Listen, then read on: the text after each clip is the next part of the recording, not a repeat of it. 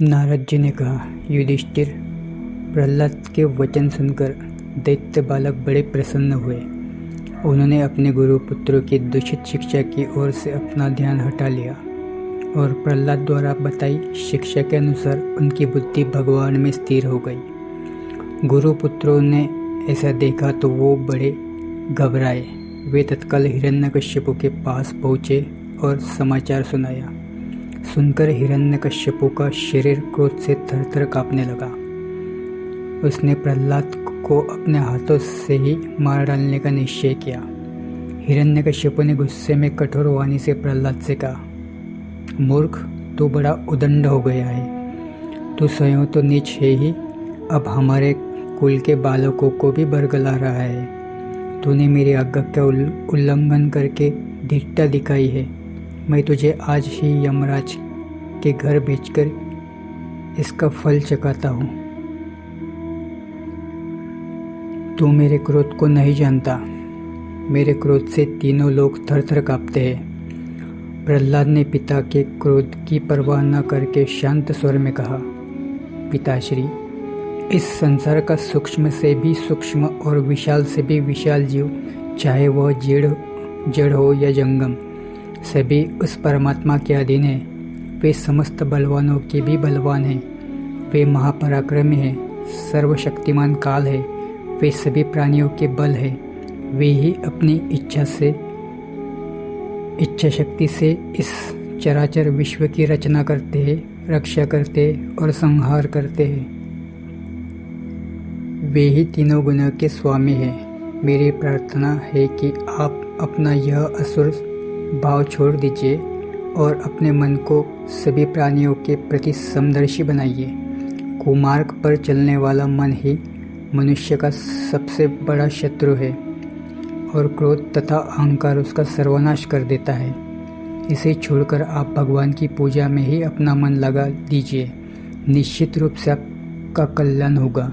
जो लोग अपनी इंद्रियों पर नियंत्रण नहीं रख पाते वे मूर्ख होते हैं, किंतु जो समता का और प्रेम का भाव अपने में लाते हैं उनसे सभी शत्रु स्वयं ही नष्ट हो जाते हैं। हिरण्यकश्यपु ने कहा, अरे मूर्ख, लगता है कि अब तेरी मृत्यु निकट है। जो मरना चाहता है वे ही इस प्रकार की सिर पैर की बातें किया करते हैं। तू कहता है कि तेरा वह जगदीश्वर सभी जगह विद्यमान है। क्या वह इस खम्भे में भी है तो मुझे दिखाई क्यों नहीं देता? मैं अभी तेरा सिर धड़ से अलग किए देता हूँ। देखता हूँ कि वह तेरा जगदीश्वर कैसे तेरी रक्षा करता है। ऐसा कहकर वह दैत्यराज अपने सिंहासन पर से नीचे उतर आया और क्रोध में भरकर उसने खंभे में लात मार दी। उसी समय खंभे से भयानक शब्द उठा। ऐसा लगा कि जैसे ब्रह्मांड फट पड़ा हो। उस शब्द को सुनकर हिरण्यकश्यपु घबराकर खंभे की ओर देखने लगा।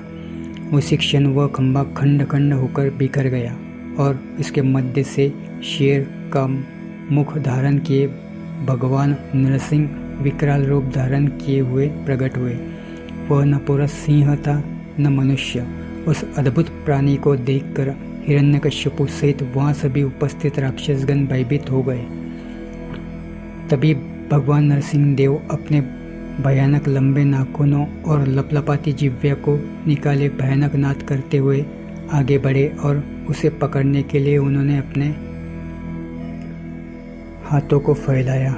उसी समय संभल कर हिरण्यकश्यपु हाथ में भारी गदा उठाए नरसिंह भगवान की ओर झपटा।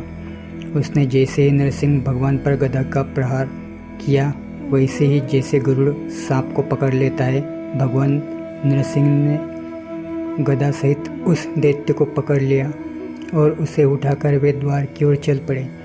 दैत्यराज अपने हाथ पैर को इधर उधर पटकता रहा पर अपने आप को भगवान नरसिंह के हाथों से नहीं छुड़ा सका। भगवान नरसिंह का भयानक अट्टहास वहाँ बादलों की गड़गड़ाहट के समान गूंज रहा था। सभी भयभीत होकर वह दृश्य देख रहे थे। प्रहलाद शांत भाव से हाथ जोड़े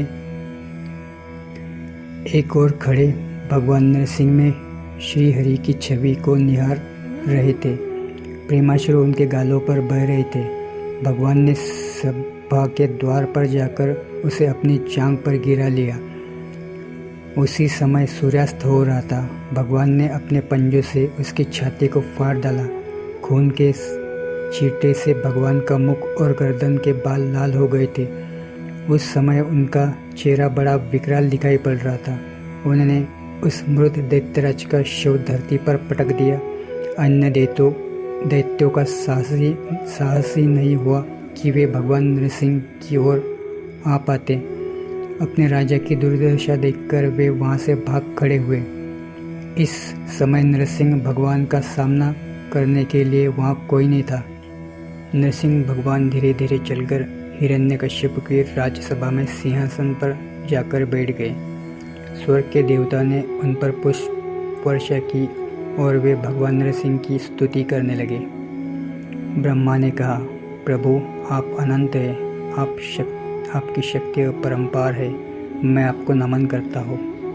रुद्र ने कहा, प्रभु तुच्छ दैत्य मारा जा चुका है, अब आप आपका क्रोध शांत करें और अपने भक्तों पर कृपा करें।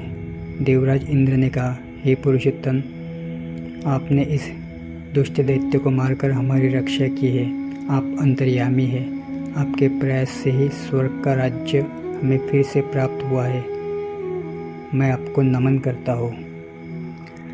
ऋषियों ने कहा, हे जगदीश्वर, आपने इस भोगी दैत्य को मारकर योगियों की रक्षा की है, आपका आत्मतेज हमारे ज्ञान को बढ़ाने वाला है, आप शरणागत वत्सल हैं, तपस्या की रक्षा के लिए ही अपने अवतार लिया है, हम आपको नमन करते हैं। पितरों ने कहा, हे प्रभु, हमारे पुत्र हमारे लिए पिंडदान करते हैं, यह दैत्य उसे छीनकर खा जाता है। आज आपने अपने नखों से इसका पेट फाड़कर वह सब हमें लौटा दिया है। आप ही सभी धर्मों और जीवों के रक्षक हैं, हम आपको नमस्कार करते हैं। इस प्रकार सिद्धों ने, विद्याधरों ने और नागों ने सहित अन्य सभी ने भगवान की स्तुति करते हुए उन्हें नमन किया और आभार प्रकट किए। मिलते हैं अगले एपिसोड में, तब तक के लिए जय श्री राधा कृष्ण।